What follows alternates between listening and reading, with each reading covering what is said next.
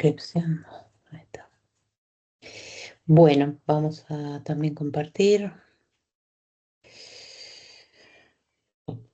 Compartir pantalla.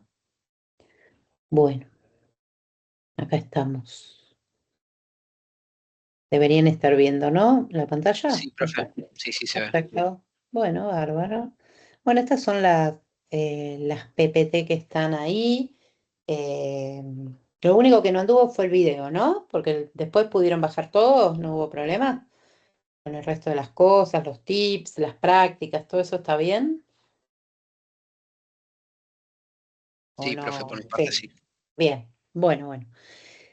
Bueno, habíamos quedado, entonces, habíamos hablado de las funciones parciales, las funciones un poco de las totales o las recursivas primitivas, habíamos hablado de su paralelismo entre las máquinas de Turing que paran y dan un estado de aceptación o rechazo, o las que no paran, que serían las que tienen que ver con las funciones parciales, los lenguajes recursivamente enumerables, y las que paran, que son las que son totales, digamos, y los lenguajes recursivos. Habíamos dado un montón de ejemplos, después, bueno, por supuesto, fuera de esto, los problemas no computables, ¿sí? Entonces, ahora nos vamos a meter solamente con los problemas decidibles o los que son también, con los que tienen que ver también con esto que les hablaba último, que son los lenguajes recursivos, ¿sí? Los de las máquinas de Turing que siempre paran. Entonces, a ver si anda esto. Bien, nos quedamos entonces con estos problemas decidibles y vamos a decir que siempre hay un algoritmo para estos problemas, ¿sí? Si la máquina de Turing no para, no es un algoritmo, no es un algoritmo, es un proceso, un procedimiento, ¿sí? Y ese procedimiento particularmente para, entonces es un algoritmo, ¿sí? El algoritmo tiene que estar bien definido. Eso es ahora lo vamos a ver igual. Bien, entonces, bueno, me adelanté un poquito. Eh, Vamos a hablar ahora sí de problemas, más que de lenguajes y de funciones. Ya sabemos que hay un paralelismo entre los lenguajes Turing completos, los problemas decidibles, las funciones recursivas parciales, las funciones recursivas primitivas, y sabemos todo el límite de los procesos computacionales. Bueno. No, dejamos esto ahí, entonces, y como les dije, bueno, como dice acá, nos vamos a ocupar de los algoritmos o los problemas decidibles, ¿sí?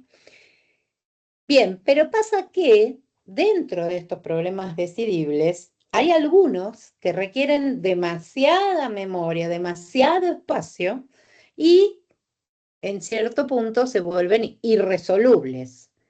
Ojo, no dejan de ser algorítmicos. Es decir, yo puedo hacer un algoritmo, pero va a tardar tanto en ese tiempo que va a querer necesitar para resolver, que bueno, en definitiva se vuelve impráctico. Pero no tiene nada que ver con los problemas que no son decidibles, ¿eh? Ojo ahí. Si la máquina de Turing para, si yo sé que para, pero tarda, es una cosa. Ahora, si yo sé que no para, ya es distinto, ya es un límite computacional. ¿Está bien? Entonces, dentro de estos problemas algorítmicos, estos procesos algorítmicos, están aquellos que consumen demasiados recursos y, bueno, se pueden ir en el tiempo. Vamos a repasar algo que se supone que uno sabe y que está con esta palabra tan de moda, ¿sí? Últimamente, pero más vieja que, no sé, muy vieja, digamos. No iba a decir más vieja que yo, pero no. Este, un algoritmo, vamos a decir que es una secuencia de pasos que termina en un tiempo finito, ¿sí? Siempre tiene que terminar y que se utiliza para resolver un problema generalmente, pero siempre tiene que terminar. Por eso es su relación con las máquinas de Turing que paran, ¿sí? Ahora, todo bien. ¿Qué es un problema? Bueno, una situación que debe ser analizada y resuelta. Puse yo acá. como una de las tantas definiciones que podría haber de un problema, ¿no? Porque uno a veces habla de las cosas y resulta que después no las sabe definir. Una de las tantas definiciones. Bueno, no importa tanto, pero es algo que nosotros tenemos que resolver y que, bueno, vamos a hacer un algoritmo para eso, y esos algoritmos requieren de pasos, ¿sí? Esos pasos son operaciones, cálculo, acciones, lo que sea, y que pueden ser pocos, pueden ser muchos, pueden ser complejos, pueden ser sencillos, pero lo que sí sabemos que tienen que ser, ¿sí? Porque eso no lo podemos medir demasiado, pero sí lo que sabemos que tienen que ser es preciso, bien definidos o determinísticos, es decir, siempre voy a obtener el mismo resultado. Si yo ese algoritmo lo ejecuto con un lote, voy a obtener un resultado. Si lo vuelvo a ejecutar de vuelta con el mismo lote, voy a tener que obtener el mismo resultado. No puede haber muchos resultados para un mismo lote, ¿sí? Entonces, eso ya no es un algoritmo, ¿sí? Además, tiene que ser finito, un número determinado de pasos, ¿sí? Entonces, siempre debe dar una respuesta y siempre debe terminar. Eso es importante.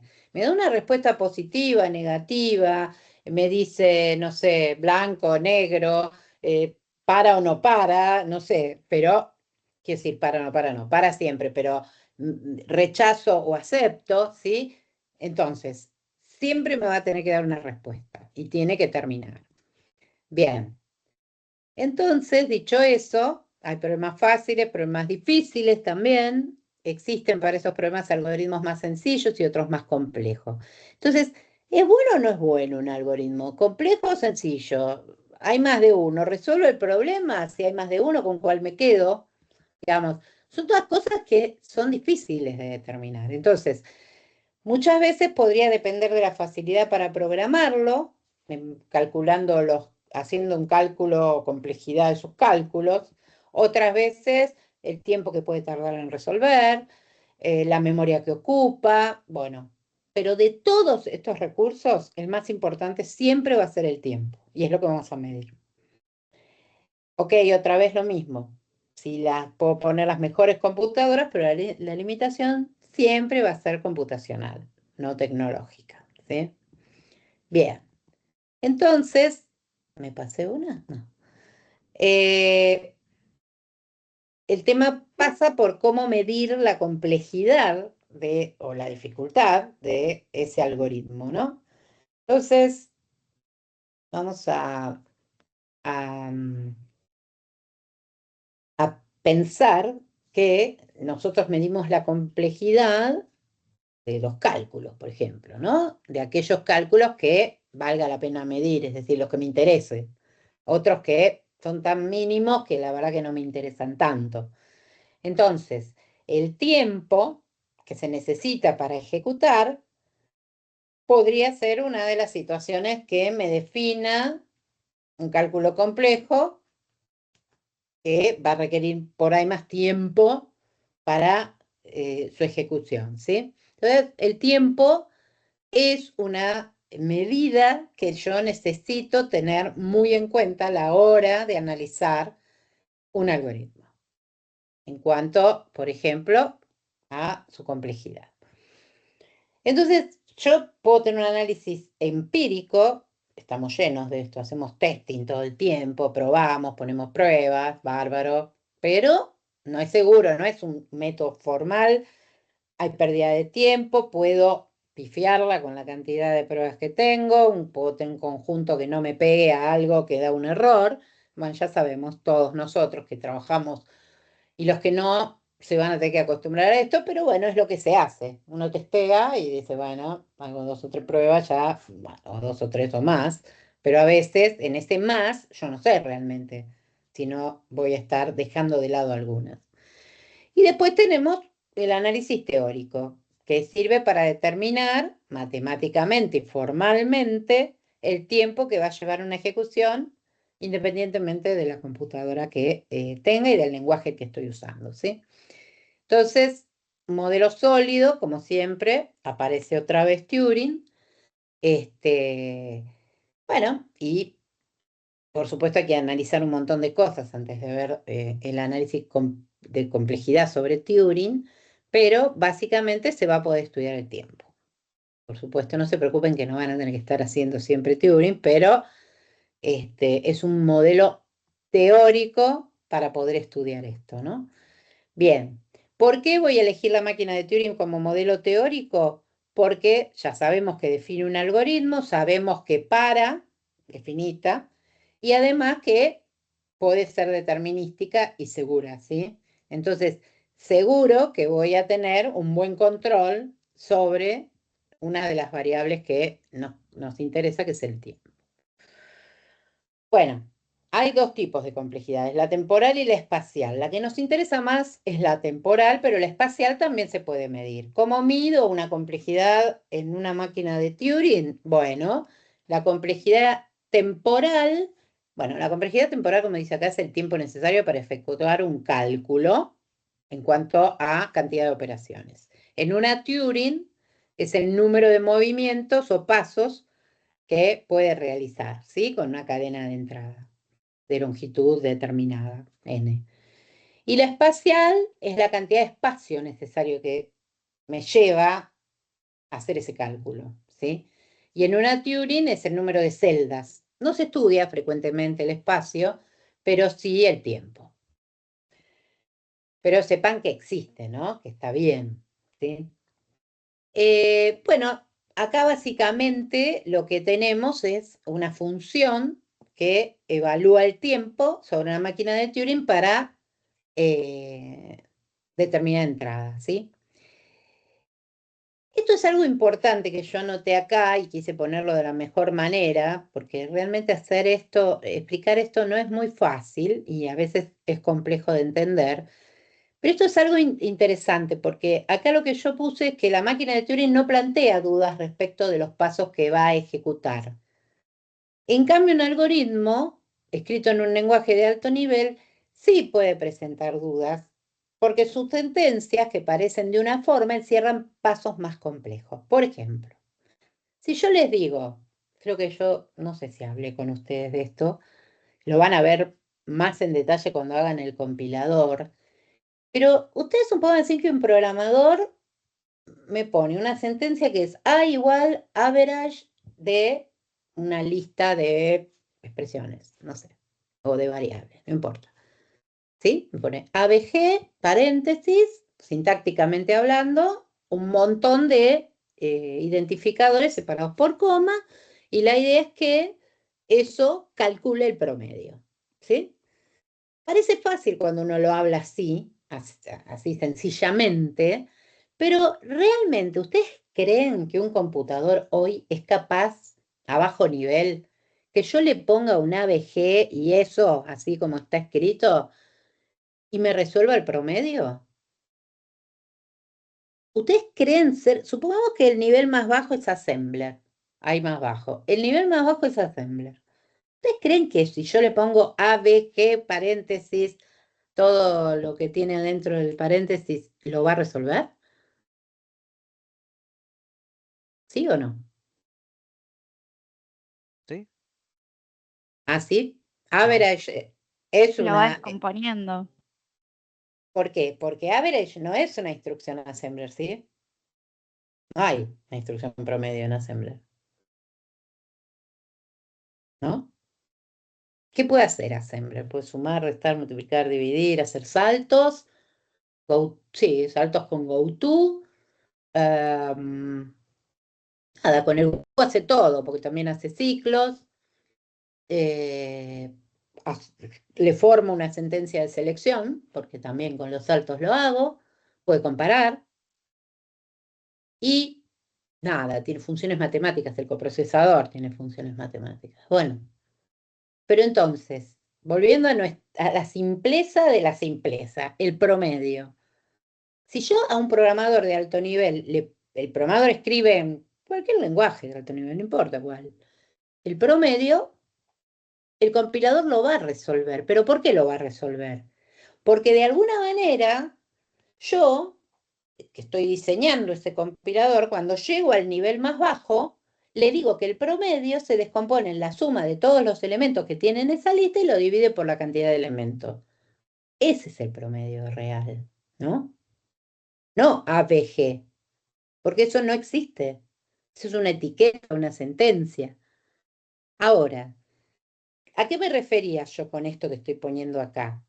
Que cuando yo encuentro un average, no estoy viendo realmente el algoritmo del average. No lo estoy viendo. Yo veo el algoritmo cuando veo un ciclo que va pasando por toda la lista y va sumando y lo va a dividir al final por la cantidad de elementos. Ese es el algoritmo real. Entonces, cuando yo hago una Turing sobre el promedio, si yo a la Turing le pongo A, B, G, la Turing no hace nada. Pero si yo a la Turing, ¿qué tendría que hacerle? Escribirle el promedio, el algoritmo, ¿no? Entonces, de esa forma, lo va a resolver. Entonces, la Turing me asegura siempre que yo estoy resolviendo el algoritmo de bajo nivel. Realmente el cálculo, ¿no? Porque con el average yo no hago nada. ¿Se entiende esto que quiero decir? Entonces, la Turing es un modelo muy seguro en ese sentido. Entonces, podrían practicar de paso el promedio en una Turing, a ver cómo les sale, pero es hacer eso. Eso es realmente el algoritmo. Ese es el algoritmo final, ¿sí? El que por ahora no hay otra cosa que no sea eso, ¿sí? Todo termina ahí. Todo termina en lo que yo tengo que resolver, ¿sí? Entonces eso hay que metérselo en la cabeza, que por más función de alto nivel que tenga, termino siempre en un algoritmo, siempre. De bajo nivel o un algoritmo que resuelva esa función. ¿Está bien? Entonces, esto me lo asegura Turing, ¿sí? Turing es un modelo perfecto para eso. Bueno, igualmente, uno no se la pasa haciendo máquinas de Turing. Sí puede hacer el algoritmo en un lenguaje de alto nivel, eso sí lo podemos hacer. Podríamos hacer un pseudocódigo, un algoritmo sencillito que sume y divida. Y bueno, y eso sí yo lo puedo comparar con Turing. No con la función promedio, porque eso no hace nada. Bien, ¿se entendió eso? ¿Alguno le queda alguna duda respecto de eso? ¿Cuál es el algoritmo final, digamos? ¿Cuál es el algoritmo? No el algoritmo final. ¿Sí? Bien. Quedó claro, profe, Entonces, bien. ¿está bien? Bueno, eso les va a servir muchísimo para compiladores, porque ustedes cuando hagan el compilador van a tener un lenguaje de alto nivel, van a tener que hacer el compilador, pero por ahí tienen instrucciones muy de alto nivel, qué sé yo, cualquiera, alguna como cualquiera que se les ocurra, de muy simple nivel, pero después la van a tener que llevar a un algoritmo, porque Assembler no lo resuelve solo, ¿sí? Entonces, tienen que pensar en el algoritmo de esa forma, ¿sí? Bien, entonces acá, voy a ir más rápido para ya que esto quedó bastante claro, acá tenemos un algoritmo ¿qué hace este? Una suma en unario, ¿sí? Hace una suma en unario, es un algoritmo bastante sencillo. Dice, mientras el segundo sumando sea distinto de blanco, va agregando un 1 al final de la A, ¿sí? O sea, del primer sumando. Y le saco un 1 de la B. Y así, con todo, entonces, después termina dando el resultado en A. Entonces, no importa. Y digo yo, la pregunta que me hacía, digo, créanme que me la hacía, porque cuando estuve haciendo estas PPT, todas estas preguntas, yo me las hacía para poder explicar de mejor manera esto, ¿no?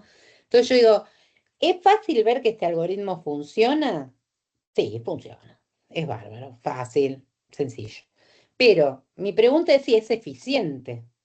Entonces, si yo lograse hacer una función de tiempos, yo digo, a ver, esto tiene un ciclo while que se repite n veces, ¿sí? Y en cada repetición yo hago 3 operaciones.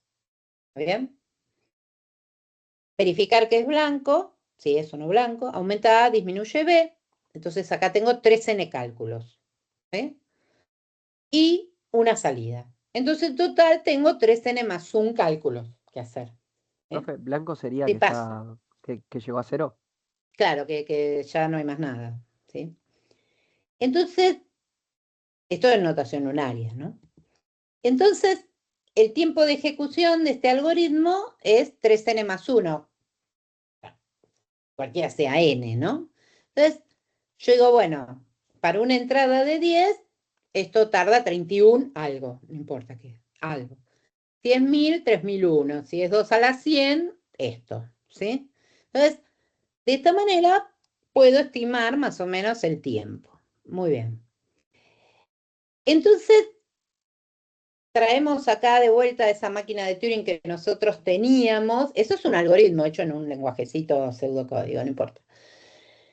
Y si yo lo hago en una Turing y cuento, ¿sí? Los pasos, dijimos que es paralelo contar los pasos, entonces, ustedes pues esto lo miran tranquilos, pero yo sé que para las mismas entradas, la Turing tarda esto. Entonces yo acá hice una comparativa del algoritmo hecho en pseudocódigo y de la Turing.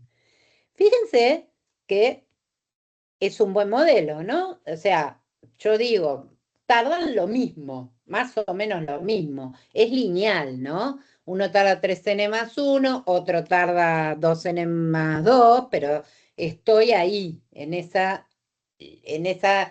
tipo de función. Bien, entonces, el tiempo de ejecución de un algoritmo que medimos en función de sus operaciones básicas, ¿cuáles serían las operaciones básicas? Las asignaciones, miren, acá tengo todas, ¿no? Las asignaciones, poco tiempo. Las comparaciones, las sumas y la resta, muy poco tiempo. Los mayores consumidores respecto de la aritmética son las multiplicaciones y las divisiones, ¿sí? Pero tampoco es algo wow. No. Pero acá lo decía, los ciclos son los que van a consumir más tiempo.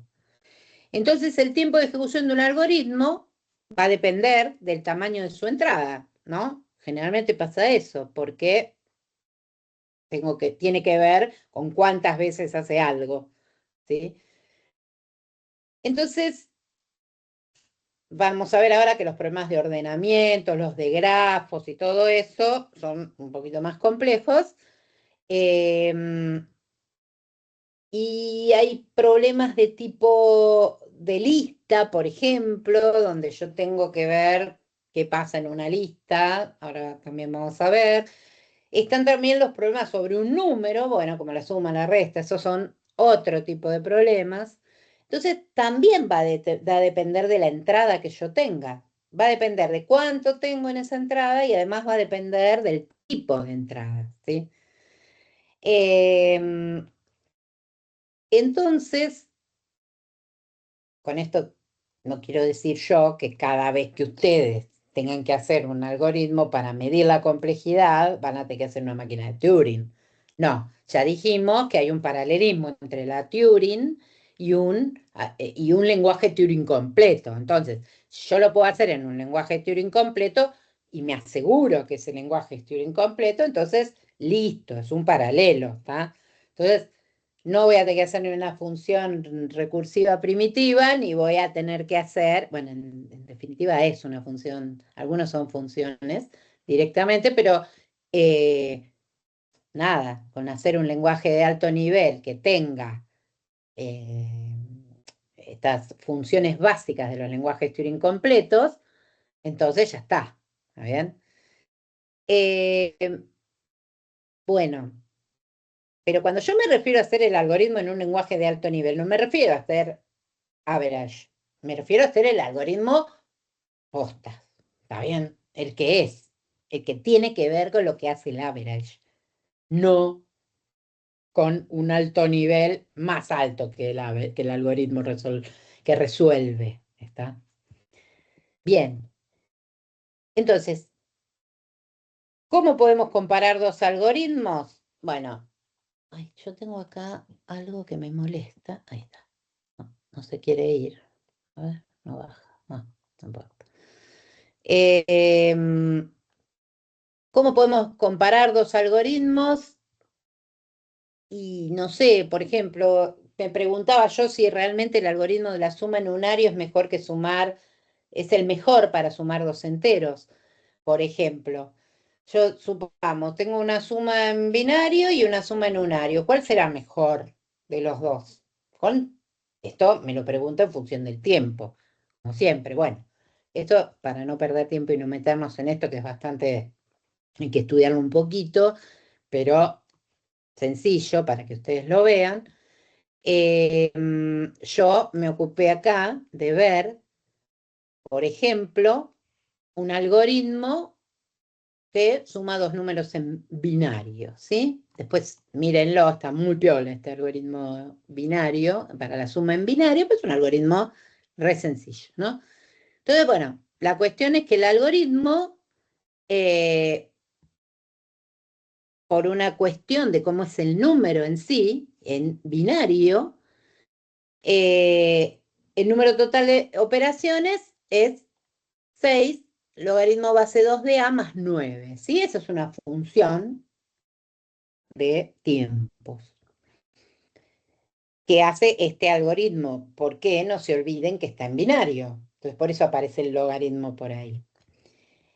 Entonces, si yo comparo esos dos algoritmos, el que suma en unario y el que suma en binario, como algoritmos escritos en un pseudocódigo Turing completo, entonces, fíjense que el algoritmo en unario, lo que tarda para una entrada, para un número, ¿no? De 2 a la 30, eh, bueno, el binario tarda mucho menos, ¿no? O sea que acá, si yo realmente tuviese que comparar dos algoritmos y hago la función del tiempo, el binario va a tardar muchísimo menos, ¿no? Y cuanto más grande sea la entrada, mejor, porque entonces yo digo, bueno, este tarda, si yo tengo una entrada muy grande que me va a llevar tanto tiempo, yo prefiero tener sumar en binario que sumar en unario, ¿sí? Bueno, nada, esto es un ejemplo de dos algoritmos. Entonces, volviendo a la pregunta inicial, ¿el algoritmo de suma en unario es mejor para sumar dos enteros? Bueno, la respuesta, ya hay una respuesta que no es práctica, ¿no? Porque el logaritmo de 2 hay que sacar claramente la cuenta, pero es claramente menos eficiente, por lo que vimos recién en la comparación. Entonces, con esto podríamos también decir que por ahí la dificultad está en la codificación de la entrada, ¿no? De codificar en unario, codificar en binario, o sea, una cosa más. ¿Será realmente esta cuestión de la dificultad de la complejidad de un algoritmo que sea la entrada, el problema de cómo codifico la entrada? Bueno, podría ser, ¿no? Podría ser. Pero, ¿qué pasa? A ver, no todos los algoritmos son de suma, resta, números, etcétera. Hay algunos que, como dice acá, son de resolución lineal, como los que vimos recién, de sumas, pero también hay otros que dependen de los casos de entrada, no el tamaño, los casos. Por ejemplo, InList. InList toma una lista de n valores y quiere saber si un determinado pivot está en esa lista. O sea, tengo la lista y tengo el pivot. Quiero saber si pivot está en la lista. Bien, entonces yo podría decir, bueno, puedo hacer un for o un while. En realidad el for no existe, es un while. Si digo, si para cada valor de la lista el pivot está, bueno, lo comparo con el valor de la lista que está circulando, digamos, y si es igual, bueno, bien, y si no, sigo, ¿sí? Pero ¿cuántas veces lo hago? ¿N veces, que es el tamaño de la lista? Porque no sé dónde lo voy a encontrar. Entonces Hasta que lo acá, encuentre, ¿no? claro, pero acá, ¿qué pasa? El número de pasos va a depender del lugar que ocupe el pivote de la lista, ¿no? En donde lo encuentre. Porque sí, existen muchas posibilidades. Puede ser que no lo encuentre nunca. O puede ser que lo encuentre al principio. ¿Está bien? Entonces, para ese tipo de entrada es distinto el tratamiento. ¿sí? Ya no depende del tamaño que tiene el número, como veíamos en la suma, que tiene que ver con el logaritmo y la cantidad de binario, etcétera, o el número en unario, sino la posibilidad de encontrarlo o no enseguida o no encontrarlo. Entonces, esto es otra forma de entrada. Entonces, para este tipo de algoritmos, evaluar el tiempo va a estar dependiendo de los casos posibles. Entonces, lo que se hace es dividir en tres partes, o el mejor caso, o el peor caso, o el caso promedio. El mejor está en la primera posición, listo, el tiempo es constante. Ahora, el peor caso es el tiempo que me llevaría recorrer toda la lista, o sea, no está, tengo que recorrer toda la lista. Y el caso promedio, mejor no, porque implica conocer la distribución, de cómo se van a ubicar los datos y un montón de situaciones que hacen que el caso promedio, está estudiado esto, el caso promedio no se use, ¿sí? Entonces, generalmente cuando uno tiene este tipo de problemas, estudia la situación en el peor caso, ¿sí? Para hacer la función esta famosa de tiempos. Entonces, bueno, nada, yo puedo hacer un algoritmo para eso y es, dijimos, 2n más 1. Puedo hacer una Turing, la Turing in list, es una Turing que también busca, pero está hecha en codificación unaria, pero también tiene una lista, ¿no? Entonces, la Turing da verdadero si lo encuentra o falso si no lo encuentra, o sea, es un algoritmo bien determinado. Es esta, la Turing in list. Bueno, y es muy difícil de analizar cuál sería la función, la cantidad de pasos que me lleva a hacer el peor caso en este algoritmo en una Turing, ¿sí? Bueno, no van a tener ustedes que hacer una cosa así, no olvídense, pero sepan que es importante el cálculo que hace la Turing en este algoritmo de búsqueda en una lista, ¿sí? Y bueno, es esta función, ¿sí? Por ahí tienen acá algunas definiciones, después mírenlos tranquilos, pero la realidad es que si la Turing me da algo lineal, porque acá no hay ni exponenciales, ni cuadráticas, ni nada de eso, estoy bien.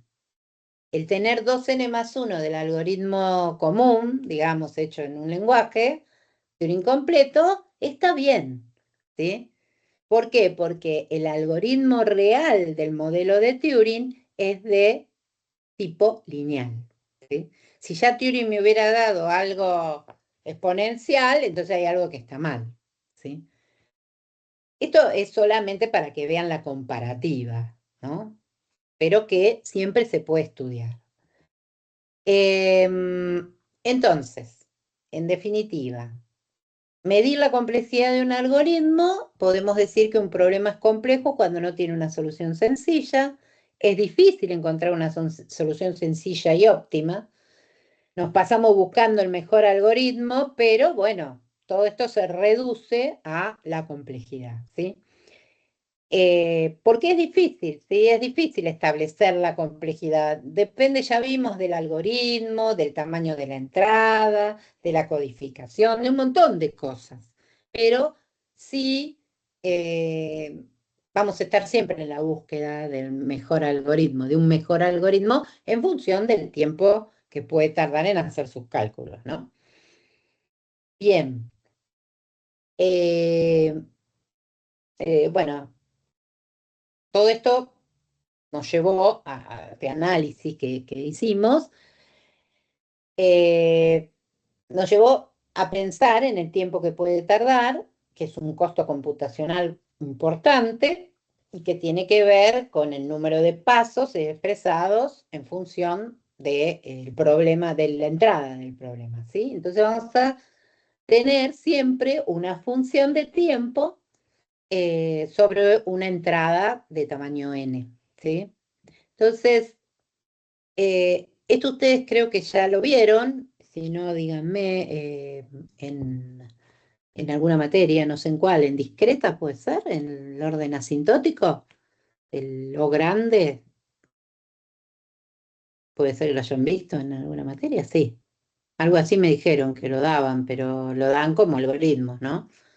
Acá lo estamos viendo, lo pasamos, pero lo estamos viendo realmente eh, como el origen, digamos, de esto, ¿no? ¿Por qué hablo yo? Puedo hablar de un orden logarítmico cuadrático, que es el orden asintótico, y que se aplica a esta función de tiempos, ¿sí? Entonces lo que hago es medir con esto la complejidad temporal, solo la temporal, ¿eh? Y el comportamiento dominante es cuando el tamaño de la entrada es grande, que es cuando nos interesa medir. Si no, cuando es chiquitito, ¿para qué quiero, no? Ya está, lo mido, lo cuento y listo. Entonces hay tres tipos de órdenes: lo grande, que es la cota superior del tiempo de ejecución; el omega grande, que es la cota inferior; y el orden Z, que es el orden exacto. En general, el que se usa es el O grande, que es el orden, ¿no? Entonces, bueno, ¿qué significa eso? Que siempre el tiempo tiene una cota superior a él, esta función de tiempos, que lo que va a querer decir que no va a crecer más rápido que esa otra función cota, ¿sí?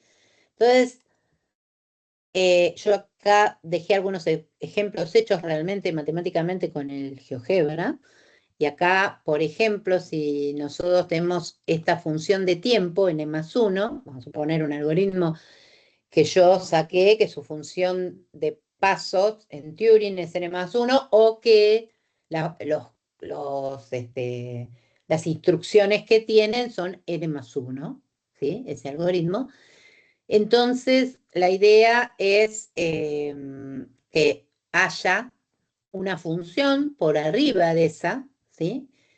Para la cual está seguro que a lo largo del tiempo no se va a pasar. Entonces, acá, por ejemplo, tenemos esta función en verde, es la función del tiempo, ¿sí? n+1, del tiempo de mi algoritmo, cualquiera sea, no importa. Y esta es la cota superior, que es una función cualquiera, es 10n, digamos. Y fíjense que al principio puede ser que una supere a la otra, pero acá lo que a mí me interesa es cuando el n es muy grande, nunca esta va a superar a esta, nunca. Entonces, si yo logro encontrar esa cota, entonces estoy diciendo que el algoritmo, perdón, la función de tiempos es de orden n, ¿sí?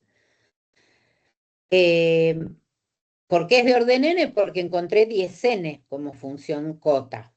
Entonces es de orden n. Uno no se la pasa haciendo estas funciones acotadas, sino que ya uno ve la función del tiempo y dice, esto no es cuadrático, no es exponencial, no es cúbico, es lineal. Entonces tiene orden n, ¿sí? Pero a mí me gusta dar la justificación de las cosas porque no es porque yo encuentro acá una n, digo, ya está, es orden n. Quiero saber bien fundamentado por qué pasa eso, ¿sí?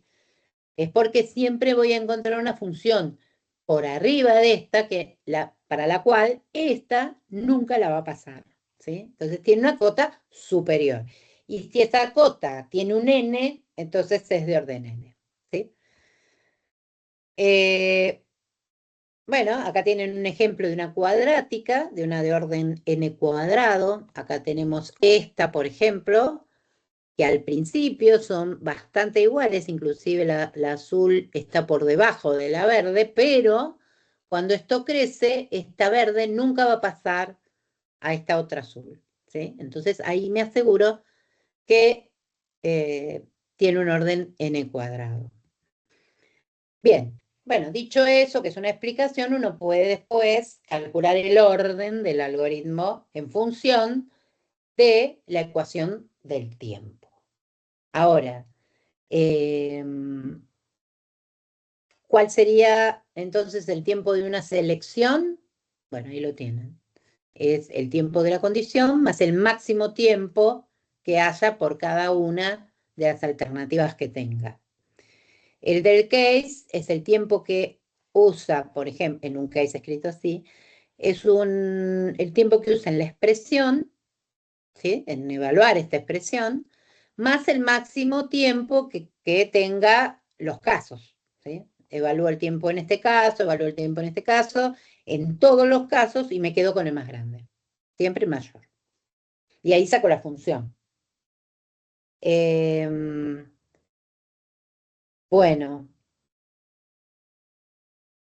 sí, bueno, esto es un poco lo que les dije antes, ¿no? El algoritmo de una función de alto nivel.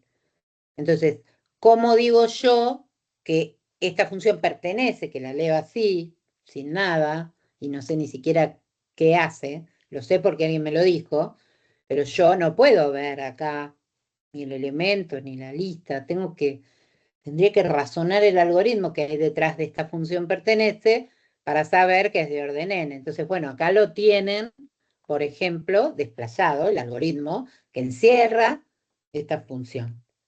Entonces, no interesa contar número de líneas de un programa, sino el número de pasos del algoritmo. ¿Está bien? Porque acá si yo cuento, ¿qué tengo? Dos cosas. No sé, ¿qué tengo ahí? Nada. Sin embargo, tiene orden n. Pero tiene orden n porque que es el algoritmo embebido acá, es de orden n. ¿Sí? Eso se lo tienen que grabar, porque es así siempre. Que yo sepa, todavía no hay máquinas que no hagan esas cosas a bajo nivel. El día que las haya, bueno, bárbaro.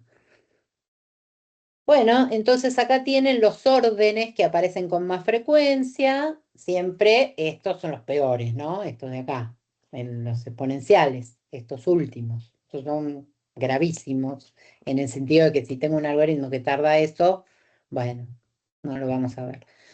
Esto más o menos, pero ya después de acá para abajo son un poquito más tranqui, los mejores son estos, ¿no? Logaritmo n son los más eficientes, digamos. Bueno, ahí le dejo la tablita.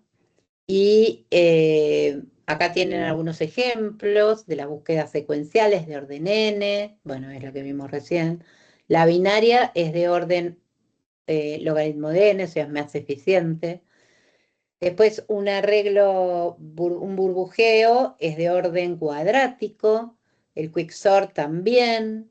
El heap sort es n logaritmo de n, también tiene una buena eficiencia. Así que yo podría, depende si yo tengo entradas muy grandes, evaluar esta complejidad para saber qué algoritmo usar y cuál no. ¿Ah? Bien. Bueno, esto, nada, el algoritmo exponencial no es útil, el cúbico solo es útil para problemas chicos, el cuadrático es prácticamente para problemas chicos, pero empieza a dejar de ser útil cuando los valores son muy grandes. Bueno, ciertas cuestiones analíticas de un orden de la función de tiempo. Bueno, acá tienen un pequeño ejemplito. Fíjense que si yo tengo una entrada de 10, no importa, 10 qué, algo, n, ¿no? N, 10, 20, 30, 40, 50, 60. Si el algoritmo es de complejidad log n, bueno, cuando llegue a 60 va a estar bárbaro, no va a tardar, siempre se mantiene más o menos en 0,0001 segundo, ¿no? Si es en el cuadrado, bueno, ya cuando empieza a crecer un poquito. Si es, bueno, n quinta, no tarda tanto, pero llega a los 13 minutos. Ahora, ya si se va a 2n, tarda 366 siglos para un n60. Entonces, esto es lo que digo, ¿no? El límite está acá, de la complejidad, en los exponenciales. Y fíjense un factorial, ¿no? Si tiene un orden factorial, peor todavía. 2,6 por 10 a las 66 siglos. Ya con poco, ¿no? Se va a la miércoles esto. Fíjense, un 3n ya me está con una entrada de 40, con un n de 40, 40 lo que sea, va a tardar 3.855 siglos, cuando con 20 tarda 58 minutos. Por eso les digo que a mí me interesan las entradas grandes, ¿no? Porque las chiquititas, bueno, se la banca, pero estas ni las veo, directamente no las veo. ¿Está bien? Entonces, ojo, porque la cosa se pone heavy cuando tenemos exponencial, ¿sí? Orden exponencial. Entonces, bueno, ahí les dice más o menos con una máquina, bueno, un poquito más rápida, 1000 veces más rápida, igual se va al diablo, ¿sí? Entonces, la complejidad temporal que tiene que ver con la cantidad de pasos que hace un algoritmo en función de su entrada, o en Turing, la cantidad de pasos que voy haciendo en la Turing, cosa que uno no va a hacer, podemos decir en una síntesis que es independiente de la máquina, independiente del lenguaje, del compilador, de cualquier cosa, eh, es una cuestión de complejidad de cómputo, ¿sí? No es otra cosa. Y el tamaño del dato, bueno, también tenemos que tenerlo en cuenta, puede representar al número en sí, puede representar elementos, porque no todos los datos tienen la misma importancia, ¿sí? Dentro de un programa también, ¿no? Así, o de un problema. Así que también se tiene que tener en cuenta. Pero nada que ver nada que ver con la máquina, ¿sí? Nada que ver con la tecnología. Aunque puede correr más rápido, pero igual tarda. Va a tardar siglos. Menos siglos, más siglos, no importa. Pero va a tardar mucho. ¿Mm? Bien. Bueno, nada, esto es una conclusión es que lo que dice que necesitamos un algoritmo cuyo tiempo de ejecución no crezca exponencialmente. Eso lo sabemos, ¿no? O sea, vamos en la búsqueda de algún algoritmo que no se nos vaya al diablo porque su orden es exponencial, ¿sí?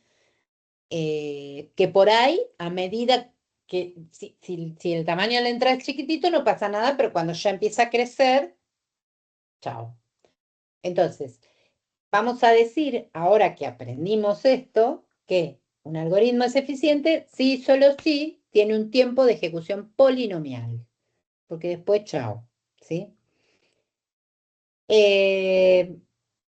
Bueno, la pregunta es, ¿siempre será posible que haya algoritmos polinomiales para resolver un determinado problema? ¿Qué creen de eso? ¿Creen que siempre voy a encontrar para un problema determinado un algoritmo polinomial? ¿Conocen alguno que no lo sea?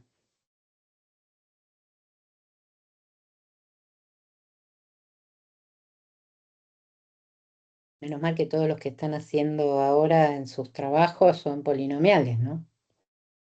Pero ¿será que hay alguno que no? Perdón, profe, no sé si, no sé si lo entendí bien, pero por ejemplo, recorrer una matriz, Mm, ¿sería polinomial?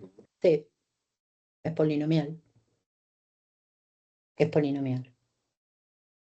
O hay problemas hay muchos problemas de grafos que no se resuelven en tiempo polinomial, ¿sí? Muchísimos problemas. Ahora vamos a ver, pero sí, hay problemas. Si son polinomiales, estamos joya.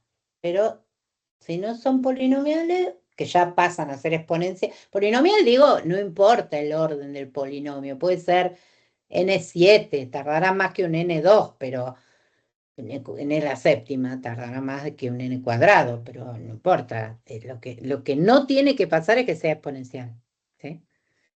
Entonces, no es que sean problemas que no son problemas no computables o problemas recursivamente enumerables, quiero decir, no son indecidibles. Yo los puedo computar, yo puedo hacer el algoritmo. De hecho, puedo tener un algoritmo súper sencillo, pero el tiempo que tarde me lo va a hacer irresoluble, porque no lo voy a ver. Si no, la tendré que dejar ahí eternamente y la verá alguien en no sé cuántos siglos, el resultado, si es que lo ve. ¿Bien? Entonces, no es que no lo tengo el algoritmo, lo tengo, es fácil, puedo escribir, pero no es polinomial su función de tiempo, ¿eh? Es exponencial. Entonces, esos algoritmos son algoritmos especiales, ¿sí? Que vamos a ver ahora, que no se conocen de esos problemas, hay algunos que no se conocen algoritmos polinomiales que lo puedan resolver, por lo menos hasta ahora, ¿sí? Por lo menos no los encontraron. Están en la búsqueda, nadie sabe, pero están. Bien, esto es interesante porque uno cree que un computador puede resolver todo y no es tan así, ¿sí? Bueno, vamos a ver un poquito esta. Yo hablo mucho y tardo con estas cosas porque me gustan, pero son cosas difíciles de entender porque uno por ahí no lo puede imaginar, ¿no? Pero sigue teniendo que ver con Turing, ¿eh? Seguimos, van a ver ahora cómo se mete Turing otra vez. Y acá aparecen estos problemas, PNP, NP completo, seguramente los deben haber escuchado por ahí. Hay mucha info de esto, ¿sí? Vamos a repasar. Máquina de Turing que acepta una cadena, entra en un estado de aceptación. Hay máquinas de Turing que rechazan cadenas, entra en un estado de rechazo.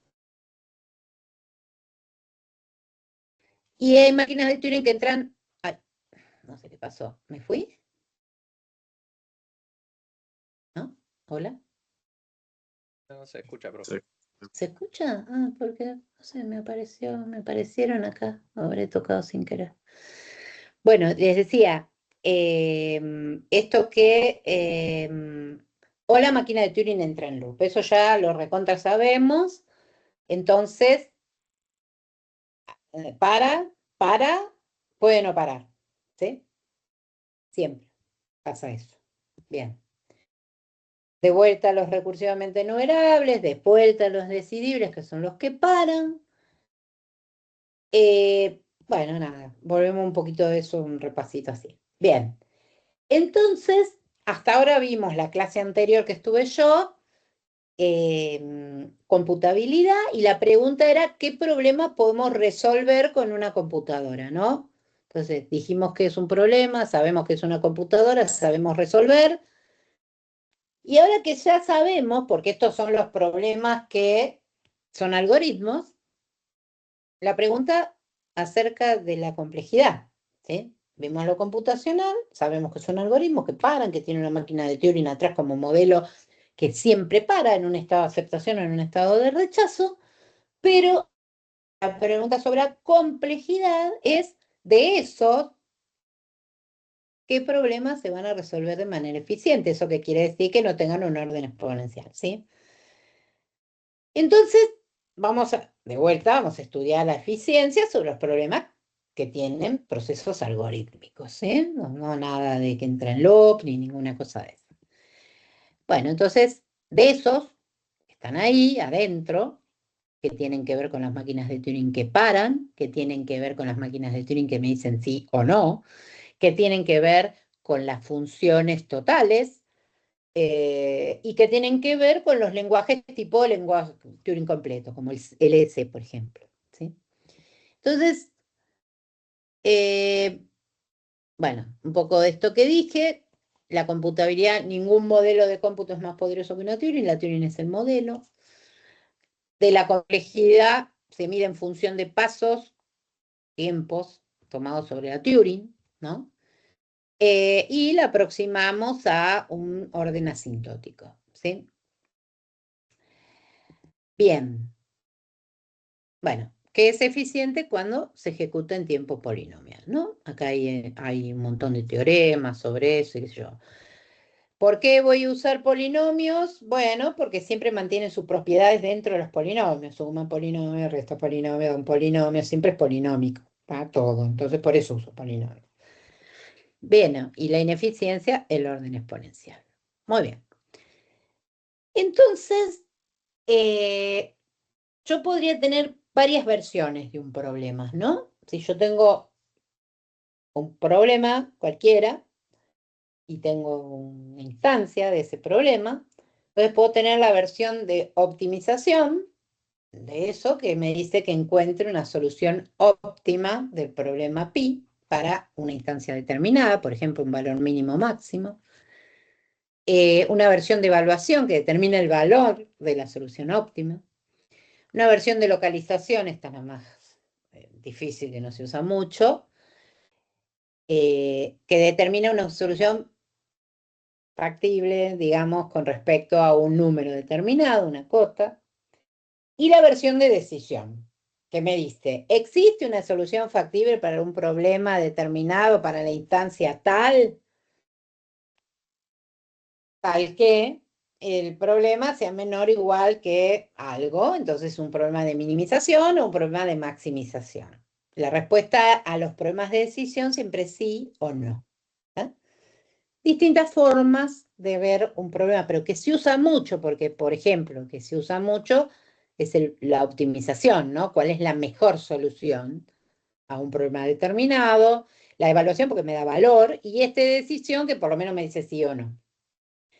Bien, por ejemplo, un ejemplo conocido, no sé si ustedes en algún momento vieron el problema del viajante de comercio, TCP, dice así: un viajante busca el camino más corto para pasar por M ciudades.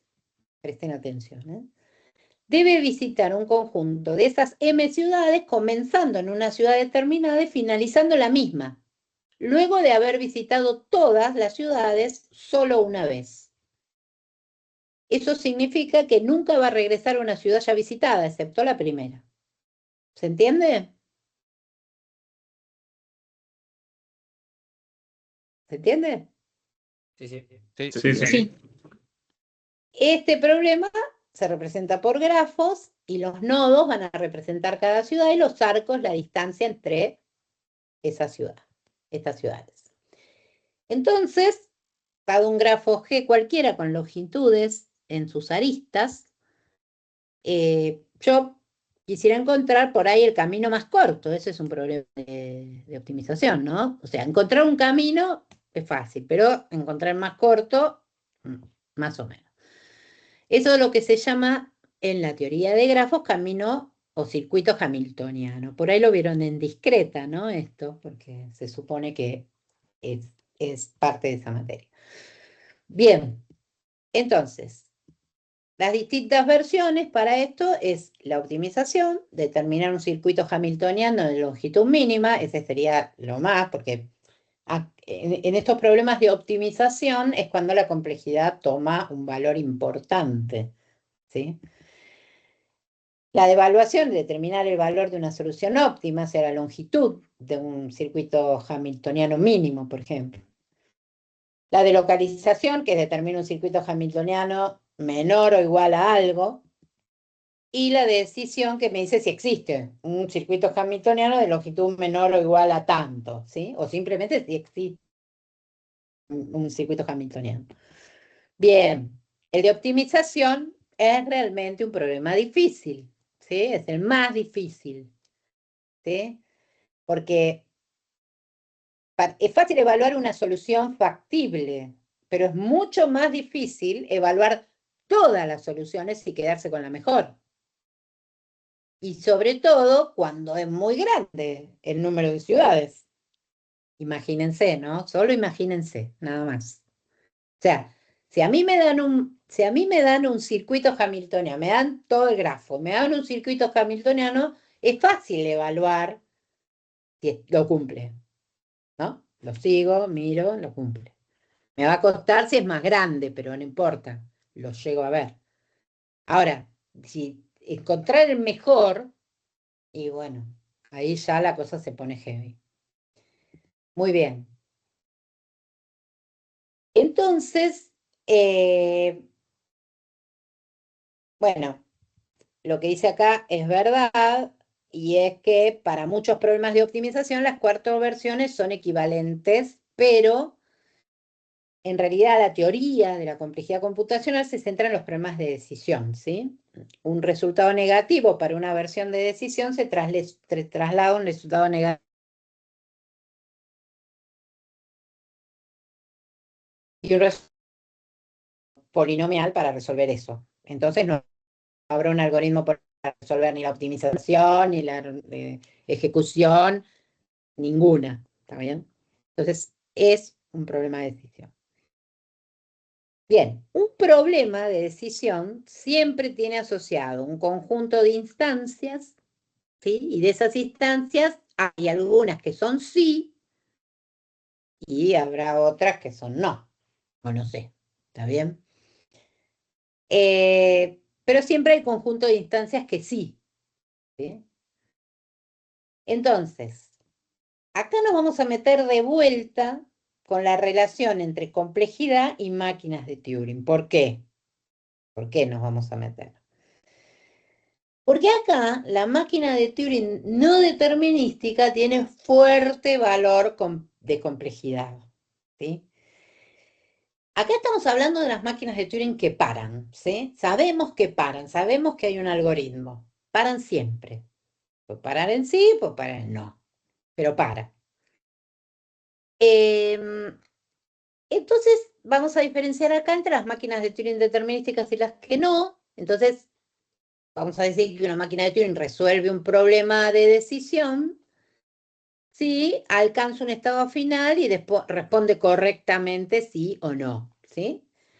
Entonces yo acá el conteo de pasos es súper lineal, ¿sí? El camino a la solución es directo, va por este camino y se acabó cuento y listo, ¿sí? El árbol de cómputo de esta máquina de Turing es una secuencia lineal de movimientos, ¿sí? Yo agarro los movimientos que me llevan a ti y se acabó. Entonces, la complejidad acá es el peso mismo del árbol, ¿está bien? Ahora, ¿qué pasa con las no determinísticas? Ustedes habrán ejecutado el shift-left y se habrán dado cuenta que cuando una máquina de Turing es no determinística, y aparte lo dijimos en la teórica, hace una ejecución en paralelo de las distintas alternativas cuando encuentra un no determinismo. ¿Sí? Va como generando cada camino es una máquina de Turing distinta, digamos por así decir. Entonces, cuando llega a un punto donde hay varias alternativas, se abre en un montón de copias. ¿Está bien? Y cada copia continúa su ejecución independientemente. Lo que sabemos es que si una copia acepta la entrada, la decide, el resto de las copias paran. ¿Sí? Entonces, una máquina de Turing no determinística va a resolver un problema de decisión si alguna de las copias se detiene en un estado de respuesta sí, sí, solo sí, la respuesta es sí. ¿Qué significa esto? ¿Qué significa esto? Primero vamos a ver, parece un trabalenguas, pero no. Primero vamos a ver, tengo acá esto que me molesta, que un árbol de cómputo en una máquina de Turing no determinística es un árbol breadth first, ¿sí? Quiere decir que se abre a lo ancho, ¿sí? Y el conteo de esos pasos no es lineal, se ramifica un montón. El árbol se ensancha, por eso es breadth first, eh, y se me complica la cosa, ya no es tan lineal, tan fácil. La máquina de Turing resuelve un problema de decisión si yo llego a un estado sí, pero después tengo que verificar que realmente esté bien la respuesta, ¿sí? Encuentro un camino y tengo que verificar esa respuesta. Entonces, acá la complejidad en un cómputo no determinístico está dado por los pasos que lleva a computar la rama más larga de una respuesta verdadera. Ahora, si esa función de pasos tiene un orden polinómico, entonces el problema no determinístico todo es de orden polinomial. ¿Cuál será la rama más larga, no? Mm. Bien. Las máquinas de Turing no determinísticas son igual de poderosas que las determinísticas, pero convertir una máquina no determinística en una determinística aumenta la complejidad. Acá está, en orden exponencial. Así que, ojo, no es tan fácil. ¿Sí? Bien. Acá aparecen una clase de problemas que son conocidos como PNP y NP completo, que la P viene de polynomial time, ¿sí? Es el conjunto de todos los problemas de decisión que se pueden resolver con una máquina de Turing determinística en tiempo polinomial. Dentro de estos, de los recursivos, ¿sí? De estos que son algorítmicos, hay una parte de esos problemas que se resuelven en tiempo polinomial, ¿sí? Cuando un problema está en P, se resuelve eficientemente. Y si está en P, es eficiente. Es un sí, solo sí. Eso es un problema P. La mayoría de los problemas que hacemos fáciles, ¿no? Y acá, bueno, el paralelismo, ¿no? El lenguaje del problema está en P si solo si existe una máquina de Turing determinística, o un programa en un lenguaje esencial, o un programa en un lenguaje de programación Turing completo. Es lo mismo, sea una Turing, un algoritmo hecho en Java, o un algoritmo hecho en lenguaje S, por ejemplo. Es paralelo todo. Pero si resuelve en tiempo polinomial, listo, está todo bien. Es polinomial. Bueno, estos son los mejores, los más lindos, todos. La mayoría de los problemas son de tipo polinomial, ¿sí? Yo no sé cómo sacar esto. Le puedo minimizar y no lo minimiza. Bien, acá hay algunos ejemplos. El DOSAT, la conectividad entre grafos, el test de primalidad, un sudoku, dado un tablero de 9×9 completo, con números del 1 al 9, responder a si T es un sudoku, es un problema P. O sea, se resuelve en tipo polinomial, es fácil de resolver. Lo miro, está hecho, me fijo si anda, y si no le digo no, y si no le digo sí. ¿Sí? Bueno, el sudoku es un ejemplo que vamos a tener ahora. El test de primalidad se decía que era un problema no polinómico y se descubrió hace muy poquito que sí. Dado un número sí es primo. Eso para un número grande, si es chiquito no hay problema, pero cuando es grande era difícil. Entonces, un problema. Muy bien. Bueno. Bueno, ¿cómo podemos probar que un problema está en P haciendo un algoritmo o una máquina de Turing determinística y asegurar que tiene orden NK, ¿no? Que no es exponencial. O reduciendo el lenguaje del problema a un lenguaje en P. Es decir, si yo tengo, vamos a poner acá, si existe un algoritmo para resolver un problema determinado cualquiera B y se pretende resolver un problema A, podemos aprovechar el algoritmo de B para resolver A. ¿Sí? Entonces, si cualquier instancia de A puede convertirse en una instancia de B, entonces ya está, A se reduce a B y vamos a decir que es polinómico, ¿sí? Acá tiene una explicación un poquito más formal, pero es así. Si yo tengo una instancia más chiquita de algún problema, quiero saber si ese problema es P, y tengo otro problema más grande que yo sé que es P y puedo meter una instancia del anterior en ese último, entonces puedo definir que ese problema también es P. No hace falta hacer nada. Entonces, hay un teorema que dice que si B está en P, a eso se lo llama reducción polinómica, ¿sí? Que es este símbolo que está acá. Entonces vamos a decir que si un problema B está en P y A se puede reducir polinómicamente a B, es decir, puedo tener una instancia de A que la pueda meter dentro de B, entonces A es un problema de tipo polinomial, o sea, está en P, es un problema P. Por ejemplo, supongan, si ustedes tienen un problema B que dice, dado un grafo y dos nodos N y M, ¿hay un camino entre N y M? Bueno, un grafo conectado, ¿no? Entonces, yo sé que ese problema es P, no importa, es un problema P. Entonces, ahora viene una persona y me dice, da un conjunto de conectores, ¿no? De cables, con entradas y salidas. ¿Hay una manera de conectar la salida A chiquita con la entrada B chiquita? Bueno, esto es una instancia de esto. De alguna forma lo podría codificar y meterlo acá. ¿Está bien? Lo caracterizo como B.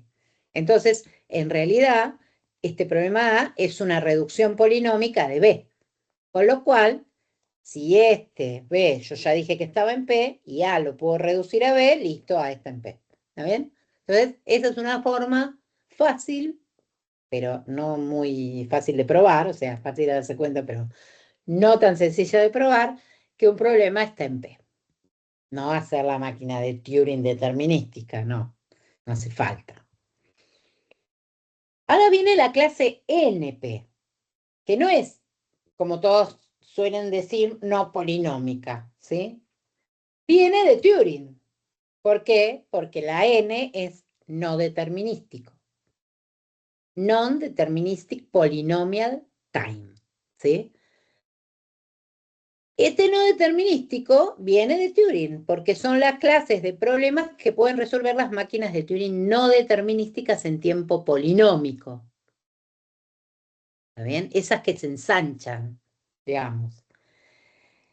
Entonces vamos a decir que una máquina de Turing no determinística resuelve un problema de decisión si existe una secuencia de alternativas en esa gran máquina polinomio, esa gran máquina de Turing, que tiene muchos caminos, que lleva a un estado de sí, y esa secuencia es una respuesta realmente sí. ¿Qué quiero decir con esto? Que puedo encontrar un camino en esa máquina de Turing, pero después puedo encontrarlo no determinísticamente, pero sí lo puedo verificar de forma polinómica. ¿Está bien? Eso es un NP. ¿Sí? Por ejemplo, un problema NP podría ser un sudoku vacío, ¿no? Yo digo, bueno, tengo un sudoku vacío, no muy grande, no sé, 7 por 7, por ejemplo, y tengo que completarlo. Bueno, ustedes ya se estarán imaginando que eso es no determinístico, o sea, tengo un montón de caminos para poner en cada celda. Un montón, va, ya no es tan sencillo el 7 por 7, pero tengo un montón de caminos, ¿sí? Ahora, de todos esos caminos que terminaron positivamente porque llenó el Sudoku, la máquina de Turing dijo, sí, esto paró en un estado de aceptación. Ahora yo tengo un Sudoku hecho y lo que tengo que hacer es verificar si está bien. Bueno, listo, lo agarro, me fijo, y esto es polinómico, es un algoritmo P común, sencillo, porque verificar un Sudoku hecho es fácil, ¿está bien? Pero el problema del Sudoku va a estar cuando yo aumente esas celdas, me vaya a un N grande, y ahí la cosa se me va a ir de las manos, ¿está bien? ¿Por qué? Porque va a tardar, ¿sí? En hacerlo, va a tardar mucho. Otro ejemplo de un problema NP, por ejemplo, es este problema de grafos, ¿no? Hay un camino que pasa por todas las ciudades exactamente una vez en esto, que tiene 10 ciudades. El lío, ¿no? Bueno, por ejemplo, ese es un camino. ¿Está bien? O sea, elijo uno, es un camino, y la Turing dice, sí, es un camino. Y ahora me fijo si cumple con que pase exactamente una vez. Bueno, la verificación es polinomial, fácil. Entonces, ¿es un problema NP? Sí, porque genero caminos no determinísticamente y lo verifico en tiempo polinomial. De esta manera, entonces, este problema está en NP. Perfecto, porque es no determinístico polinomial. Verificación polinomial, generación no determinística. Bueno, esto es un poco lo mismo que les expliqué, pero volvamos a este grafo, ¿no? Que acá tengo 4 ciudades, ¿no? Fíjense que con 4 ciudades las tengo conectadas de cierta manera. Bueno, entonces tenemos n factorial caminos posibles entre esos nodos, ¿no? Entonces, si esos nodos son 4, tengo 24 caminos posibles para hacer. Ahora, ay, no, bueno, si n es 4, tengo 24 caminos posibles. Pensé que tenía la respuesta. Acá tienen los caminos posibles. Creo que lo pude hacer porque son 24 y nada más. Si ya esto, imagínense que crece, es un montón, ¿no? Podemos hacer un algoritmo de determinística que resuelva los caminos, podemos hacer un algoritmo que los verifique en tiempo polinomial, pero el problema es el tiempo, porque a medida que los nodos aumentan, el algoritmo sigue siendo el mismo, pero lo que pasa que ya es irresoluble en el tiempo. Pero no significa que no va a tener solución, sí tiene, pero tarda, ¿sí? Entonces, fíjense por qué, ¿no? Porque si la cantidad de ciudades es 4, hay 24 posibilidades, pero si es 15, es todo esto. Y si es más grande, esto es muy grande. ¿Ah? Entonces va a tardar, va a tardar. Y si optimiza, peor, ¿no? Porque tiene que encontrar todos. Bueno, entonces el problema realmente es el tiempo que tarda en hacerlo. Bien, entonces, Perdón, profe, pero entonces ¿es sí, polinómico o no es polinómico? no, Porque entonces eso sería factorial. ¿O no? no, ¿Cómo sería? es polinómica la verificación. Pero la generación de cuando las ciudades son muy grandes y yo tengo que encontrar caminos, se me puede hacer interminable eso. Y si encima esos caminos yo los quiero optimizar, tengo que encontrar todos, ¿o no? Es difícil. O Cuanto más sea, grande es más difícil. es como que la entrada sería un factorial y por eso me hace que mi ejecución polinómica se me extienda mucho. ¿Sería una cosa medio así? No, no es así. El problema es no determinístico en sí. Tengo muchas posibilidades. Puedo tardar en encontrarla, cuando es cada vez más grande, más tardo en encontrarla, ¿no? Por ahí la solución, la respuesta. Ahora, si la encuentra, para de buscar y con ese set que yo tengo de respuestas posibles, del camino este que está en azul, agarro y lo verifico y digo, a ver, ¿pasa realmente por todas las ciudades sin repetir ninguna? Eso es fácil, eso sí es P. Entonces, esa verificación es polinomial. Estos problemas se tratan de eso. Tal vez no llegue nunca a tener hacer esa verificación porque no lo encuentra el camino o tarda en encontrarlo, ¿sí? Entonces, pero yo sé que si lo encuentra, resolver la verificación es fácil, es polinómica, es rápido, ¿sí? Ah, bien, más claro. Claro. Entonces, sí, cuesta entenderlo porque a veces uno se lo imagina así con este dibujo y dice, bueno, sí, acá encuentro todo rápido, pero no es así. Ah, no sé, porque esto es un embrollo también, ¿no? Eh, bueno, nada, por eso digo que el problema de optimización es difícil, porque es el que quiere encontrar el mejor camino, ¿no? Más corto, ponerle que los caminos tengan pesos por distancias. Y bueno, si yo puedo querer optimizar y decir, bueno, a ver, ¿cómo me conviene que este tipo recorra 10 ciudades sin tocar de vuelta alguna? El problema de la mochila es otro problema muy conocido que también es un problema difícil, ¿sí? También es no determinístico. Generalmente los que van a dar lugar a los problemas difíciles son estos, los NP. Los P no. ¿Ah? Entonces, eh, yo voy a resolver todos los caminos si las ciudades son pocas, pero si las ciudades son muchas, chao, no puedo. ¿Sí? El sudoku es lo mismo, lo que les contaba antes, ¿no? Si tengo un sudoku resuelto, chao, verifico, hago algo, nada. Recorre por fila, fíjate que tengas todos los números y ya está. Eso es fácil, es P. Lo hago en tiempo polinómico. Hago un algoritmo tipo polinómico. Ahora, completar el sudoku no es tan fácil. Si el tablero está vacío, es difícil. Si tiene algunos pocos números, es difícil. Si un tablero común como este cuesta, no es igual, es NP, el sudoku chiquitito, pero si este tablero se te va a 100%, y bueno, cada vez va a ser peor, ¿no? Ahí está el kit de la cuestión. Ahora, si me lo das resuelto, yo lo verifico, es fácil, lo hago rápido, lo hago en tiempo P, digamos, polinomial. Bueno, entonces, ¿cómo se puede probar que un problema es NP?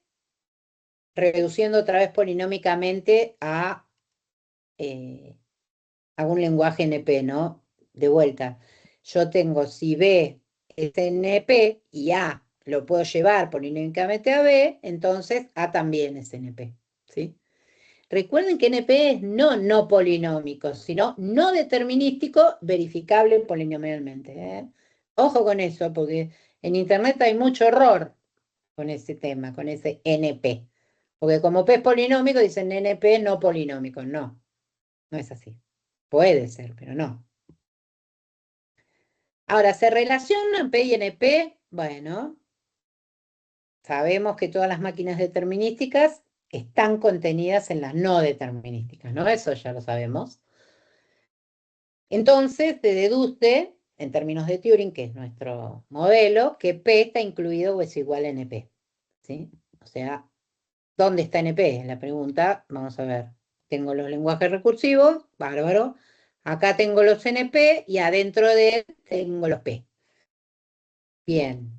Pero esta, esta inclusión de P dentro de NP a veces se puede confundir, ¿no?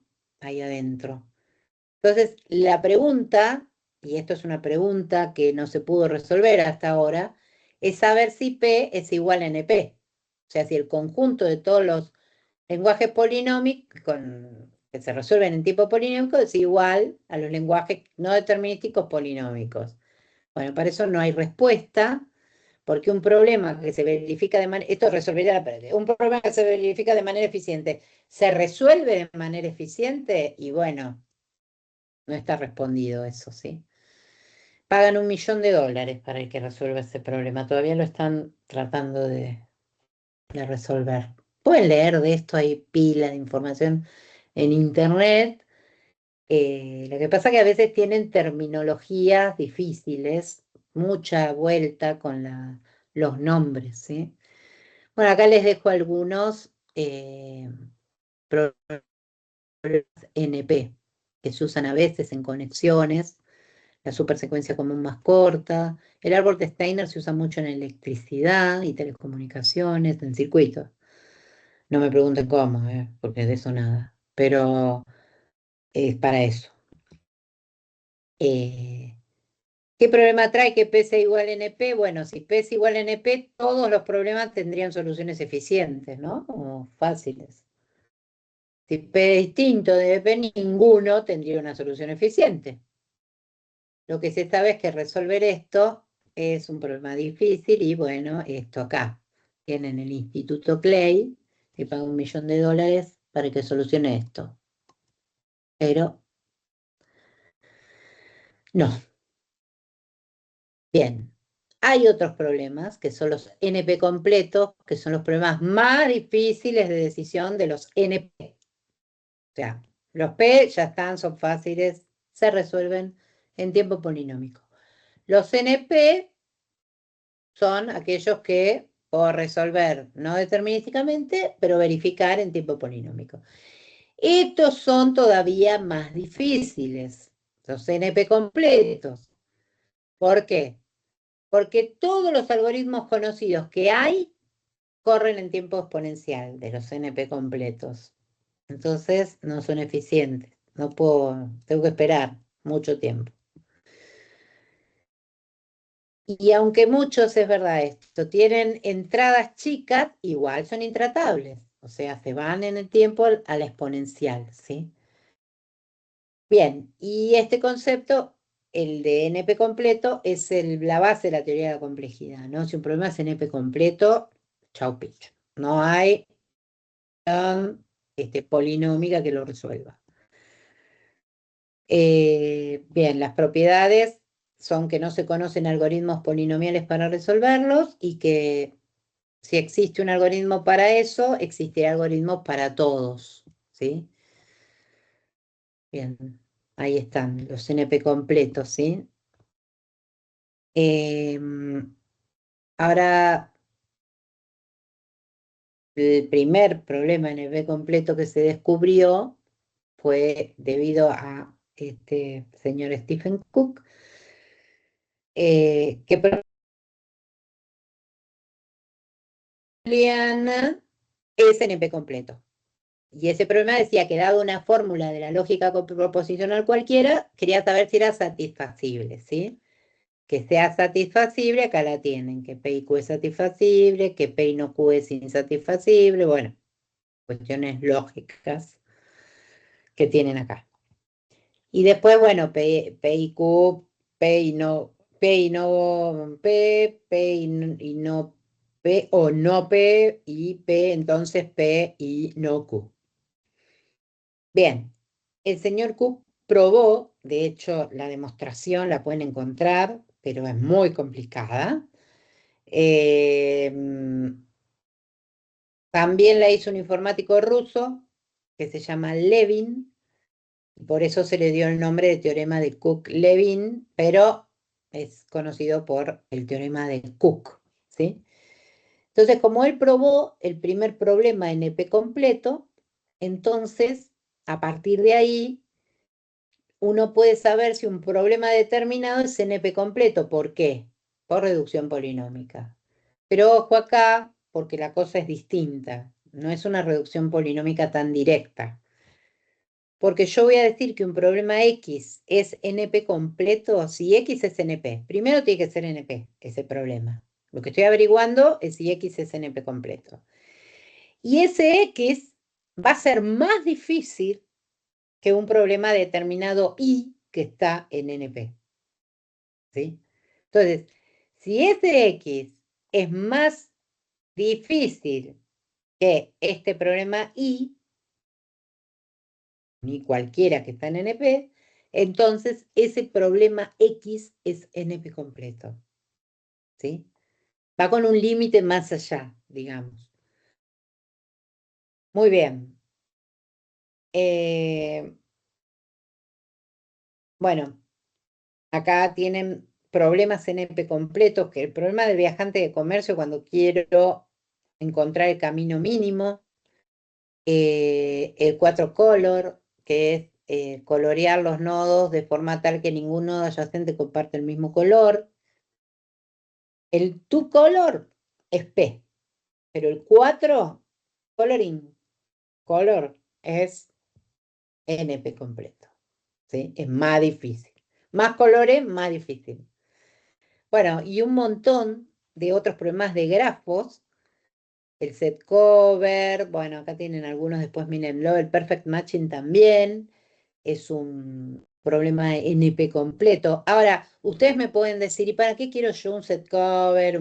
Porque la mayoría de los problemas de grafos siempre tienen instanciaciones de problemas cotidianos, ¿está bien? O de problemas que uno puede tener en general y que se le presente en alguna situación. Entonces, así como el problema del viajante de comercio es un grafo, porque es un circuito hamiltoniano, uno puede decir, bueno, listo, me quedo con el circuito hamiltoniano, es un problema NP completo. Ahora, verá, eso se te traslada a, por ejemplo, una persona que quiere viajar. El problema del viajante de comercio es como un mapeo del circuito hamiltoniano. Entonces, lo mismo pasa para estas situaciones.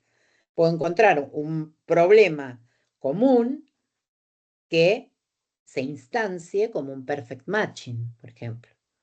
¿Está bien? Por eso los problemas de grafo son complicados. El problema de la mochila lo deben conocer, cómo acomodar elementos en una mochila determinado de manera que sea óptimo el peso o que queden todos. Bueno, esos son problemas que cuanto más grande, no es que solamente se reduce una mochila, ¿no? En general se le llama problema de la mochila, pero puede ser instanciado para otras cosas. Por ejemplo, acomodar las cosas en un camión, objetos en un camión, ¿sí? Bueno, hay otras clases, lo van a encontrar ahí, si ustedes buscan, por ejemplo, en Wikipedia ya sale el problema, la clase P, NP, NP completo, NP más, NP completo plus, bueno, hay un montón más de clases, pero las básicas son estas, las que yo quería que ustedes vean cómo tenemos un paralelo con la máquina de Turing y siempre nuestro modelo base, tanto para la computabilidad como para la complejidad. Y bueno, un poco eso, ¿no? El por qué, de dónde salen los órdenes polinómicos o exponenciales. Y bueno, acá les dejamos una listita de programas CNP completo, se va llenando siempre, porque cada vez se encuentran un problema más y más. Stephen Cook, acá el creador de